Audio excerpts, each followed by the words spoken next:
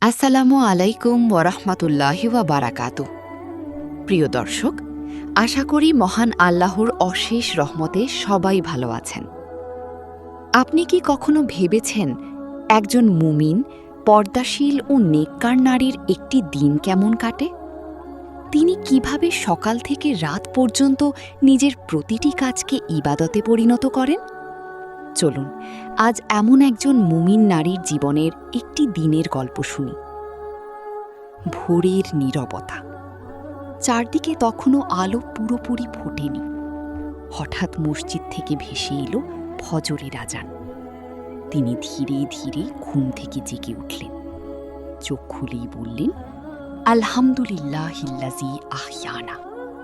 তিনি জানতেন এই নতুন সকালও আল্লাহর একটি মহান নিয়ামত।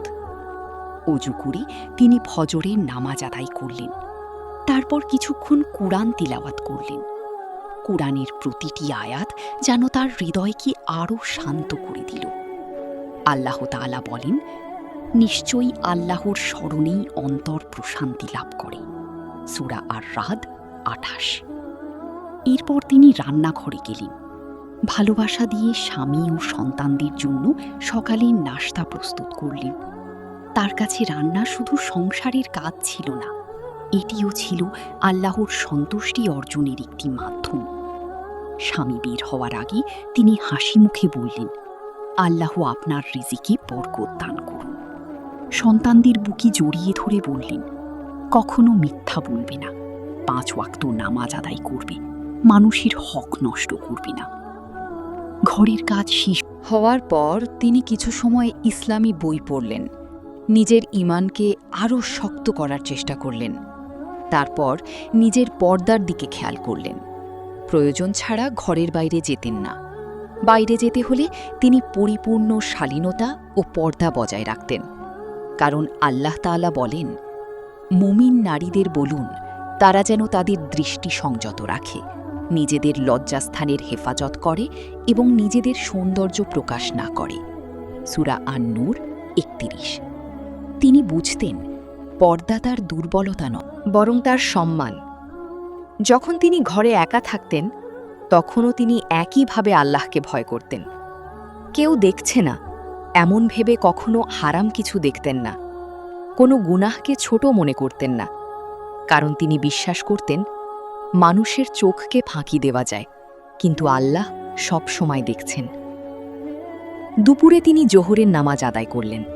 এরপর কিছু সময় বিশ্রাম নিলেন। আসরের আগে সন্তানদের পড়ালেখা দেখলেন, তাদের কুরআন শেখালেন, ছোট ছোট দোয়া শেখালেন। রাসূলুল্লাহ সাল্লাল্লাহু আলাইহি ওয়াসাল্লাম বলেছেন, তোমাদের প্রত্যেকেই দায়িত্বশীল এবং প্রত্যেককে তার দায়িত্ব সম্পর্কে জিজ্ঞাসা করা হবে। সহিহ বুখারী ও সহিহ মুসলিম। এই হাদিস মনে রেখেই তিনি সন্তানদের শুধু দুনিয়ার শিক্ষা নয়, দ্বীনের শিক্ষাও দিতেন। সন্ধ্যায় স্বামী ঘরে ফিরলেন। তিনি হাসি মুখে দরজা খুললেন, এক গ্লাস পানি এগিয়ে দিলেন। স্বামীর সারাদিনের ক্লান্তির কথা মন দিয়ে শুনলেন। তাদের সংসারে ঝগড়ার পরিবর্তে ছিল ধৈর্য, দোয়া এবং পারস্পরিক সম্মান। কারণ তারা জানতেন সুন্দর পরিবার গড়ে ওঠে আল্লাহর আনুগত্যের উপর। রাত নেমে এলো। তিনি এশার নামাজ আদায় করলেন। ঘুমানোর আগে নিজের সারাদিনের হিসাব নিলেন। আজ কারো মন কষ্ট দিয়েছি কি, কোনো ভুল করেছি কি? এরপর তিনি আন্তরিকভাবে ইস্তিগফার করলেন। ঘুমানোর আগে সূরা ইখলাস, সূরা ফালাক ও সূরা নাস পড়ে নিজের শরীরে ফুঁ দিলেন, যেমন রাসূলুল্লাহ সাল্লাল্লাহু আলাইহি ওয়াসাল্লাম করতেন।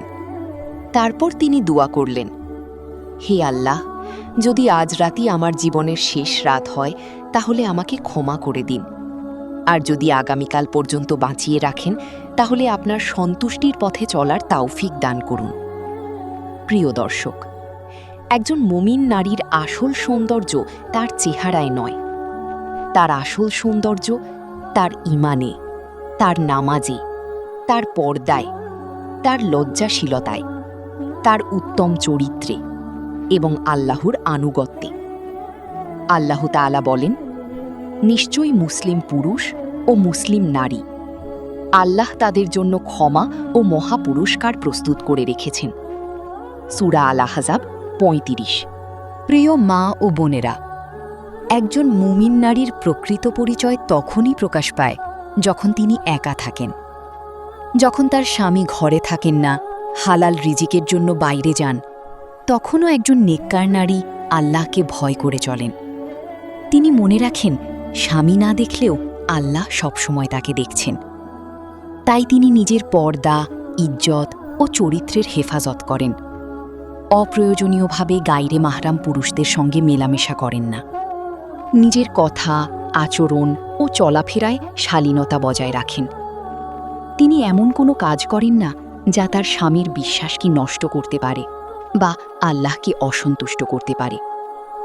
একজন মুমিন নারী জানেন, তার সবচেয়ে বড় সৌন্দর্য তার চেহারায় নয়, বরং তার লজ্জাশীলতায়, তার পর্দায়, তার চরিত্রে এবং আল্লাহ ভীতিতে। স্বামীর অনুপস্থিতিতেও তিনি নিজের ঘর, সন্তান এবং সম্মানের হেফাজত করেন। তিনি মানুষের প্রশংসা পাওয়ার জন্য নয়, বরং আল্লাহর সন্তুষ্টি অর্জনের জন্য জীবন পরিচালনা করেন।